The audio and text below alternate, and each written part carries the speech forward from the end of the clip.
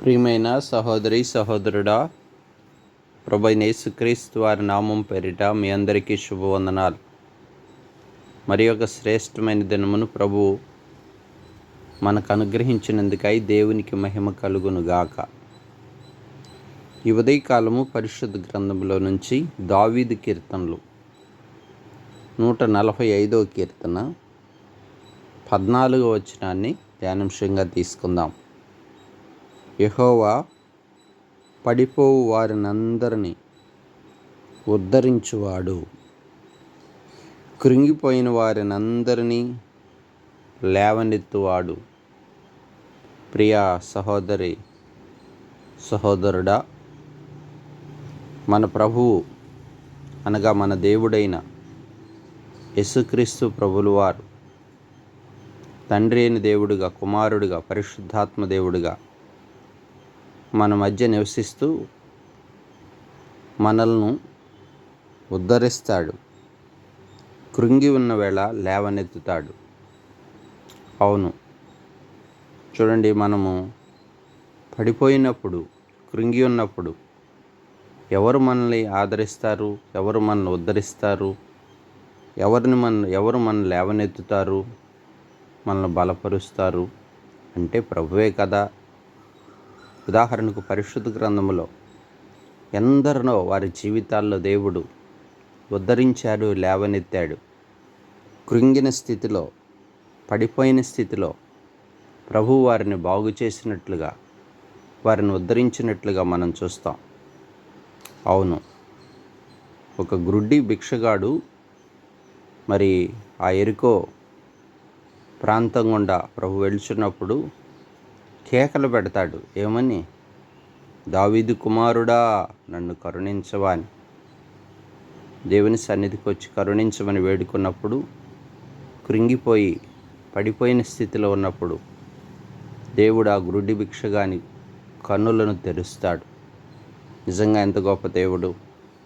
చూడండి, మరి హిజ్కియా అని బైబిల్ గ్రంథంలో మనం చూస్తాం. ఒక రాజుగారు కృంగిన స్థితిలో, అనగా మరణకరమైన వ్యాధి వచ్చి పడిపోయిన స్థితిలో ఉన్నప్పుడు, అవును, కన్నీరు విడుస్తూ దేవుని తట్టు తిరిగినప్పుడు, గోడ తట్టు తిరిగి తన యొక్క యావత్తు ఆత్మీయ జీవితాన్ని ఒక్కసారి జ్ఞాపకం చేసుకున్నామని దేవుణ్ణి వేడుకున్నప్పుడు, ఆయన ఆయుష్కాలాన్ని 15 సంవత్సరాలు పొడిగించి తను స్వస్థపరిచి అంజూరు పడల చేత తనకొచ్చిన వ్యాధిని అంతటి నుంచి విడిపించి తను లేవనెత్తుతాడు.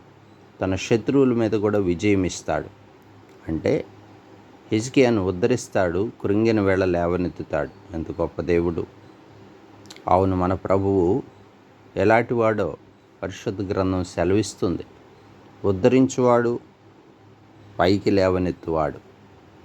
అవును, అలాగనే పరిశుద్ధ గ్రంథంలో ఇలాగ మనం చూస్తుంటే అనేక మందిని మనం చూడవచ్చు. హాగరు బెర్షెబా అరణ్యంలో తన కుమారుడితో అబ్రహాము చేత, సారా చేత విడువబడినప్పుడు ఆ అరణ్యంలో రోదిస్తూ బాధపడుతూ ఆ కుమారుణ్ణి, చిన్న బాలుడిని బయటికి విసిరివేసి దుఃఖముతో ఏడుస్తున్నప్పుడు చూడండి, మరి పరిశుద్ధ గ్రంథం ఆ చిన్నవాణ్ణి హాగరును ఎంతగా ఉద్ధరించాడు, లేవనెత్తాడు. కృంగిన స్థితిలో వానికి సహాయం చేశాడు. నీటి బుగ్గలను పుట్టించి ఆ చిన్నవాణిని నీటి బుగ్గల యొద్దకు నడిపించి సహాయపడుతూ వచ్చాడు. ఒక జనాంగంగా చేశాడు. ఎంత గొప్ప దేవుడు! ప్రియా సహోదరి సహోదరుడా, నీ నా ఆధ్యాత్మిక జీవితంలో ప్రభువు ఉద్ధరించేవాడు, లేవనెత్తువాడు. అవును, నయోమి గురించి మనకు తెలుసు. యూదయ బెత్లెహేముని విడిచి మరి మోయాబు దేశానికి వెళ్ళింది. తన భర్తను, తన 2 కుమారులను పోగొట్టుకుంది. సమస్తాన్ని పోగొట్టుకొని దుఃఖంతో, విచారంతో మరలా బెత్లెహేముకు తిరిగి వచ్చినప్పుడు రిక్తురాలుగా వచ్చింది. ఆ స్థితిని చూసిన దేవుడు ఆమెను ఆమె కోడలైన రూతు ద్వారా ఆశీర్వదించి బలపరిచి ఉద్ధరిస్తూ వచ్చాడు. ఎంత గొప్ప దేవుడో చూడండి. ఎందుకంటే మన దేవుడు ఉద్ధరించేటువంటి దేవుడు, కృంగిన వారిని లేవనెత్తువాడు. అవును కదా ప్రియ సహోదరి సహోదరుడా, ఒక్కొక్కసారి నా ఆధ్యాత్మిక జీవితాల్లో కృంగిన స్థితి, శోధన, ఇరుకును పడవేసే స్థితి, సాతాను విజృంభించేటువంటి స్థితి, అనేక విధాలుగా పడిపోయిన స్థితి. యోబు యొక్క స్థితి కూడా మనకు తెలుసు కదా, ఎంతగా కృంగి ఉన్నాడో. 7 దినములు కండ్లు తెరిసే పరిస్థితి కూడా లేదు, వస్త్రంను చింపుకునే పరిస్థితి, చూడండి తల వెంట్రుకలు గీక్కునేటువంటి పరిస్థితి, శరీరం అంతయు మరి నలగొట్టబడిన స్థితి. ఆ స్థితిలో కూడా ప్రభు లేవనెత్తినాడు, ఉద్ధరించినాడు. ఇలాగూ పరిశుద్ధ గ్రంథంలో ఎందరినో ప్రభు ఉద్ధరించి లేవనెత్తిన వాడుగా ఉన్నాడు. పడిపోయిన స్థితి నుంచి విడిపించిన వాడుగాను, కృంగిన స్థితి నుంచి లేవనెత్తిన వాడుగా ఉన్నాడు. అందుకని మన ప్రభు ఉద్ధరించువాడు, కృంగిన వారిని లేవనెత్తువాడు. ప్రియా సహోదరి సహోదరుడా, నీ ఆధ్యాత్మిక జీవితంలో నీ స్థితి ఎలా ఉంది?